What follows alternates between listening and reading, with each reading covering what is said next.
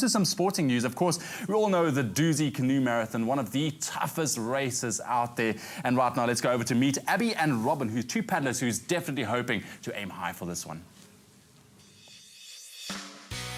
The Dusi Canoe Marathon is South Africa's premier kayak race between Pietermaritzburg and Durban. Abby Ulansky and Robin Kimmy are back together after studies and starting a family kept them out of the water for most of last year. It feels good to be back in South Africa. I've got two little guys who are 2.5 and 1, so life's a little bit crazy right now. It's great to be paddling with Robin again. We've got the same mindset. We're both busy, but both competitive, love the Dusi, and so we've been trying to focus our time as much as possible. But for the last 6 weeks, I've been training quite hard.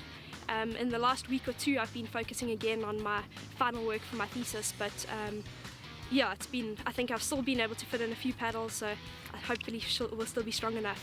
I'm not nearly as fit as I normally am, well, Dusi specific fit, but I think Robin and I have the same outlook on this race, and hopefully we'll have fun. Together, the pairs already won the Dusi twice. Their aim is to equal the record of 3 consecutive K2 Dusi victories set up by Debbie Jermake and Wendy White. I think Robin and I have a fantastic track record of succeeding in the Dusi, but anything can happen, and the first prize is to get to finish in one piece. So hopefully I'll just be able to hold it together for the 3 days, and for the length of the 3 days. Robin's very strong in her mind and very positive, and it definitely makes a difference. At the moment, I'm still finding my paddling exciting, and I'm not bored of it before the Dusi, which is good for the mental side. And it's now getting closer. We've had quite a few weeks of very intense Dusi training. Yeah, the main thing is to enjoy the race. It's such a wonderful atmosphere, the Dusi, and the event has such history, and growing up in Pietermaritzburg, it's always been a very special part of the community, and so it's great to just be a part of it. Last year, the Kimmy family made Dusi history, as Robin and younger brother Lance became the first siblings ever to win the men's and women's K1 races.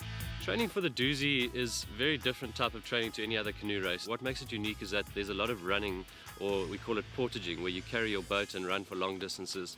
It's about 18-20 kg boat that you're carrying, plus your paddles inside, so that's very tough physically. Apart from that, it's a very, very technical river. It's very rocky.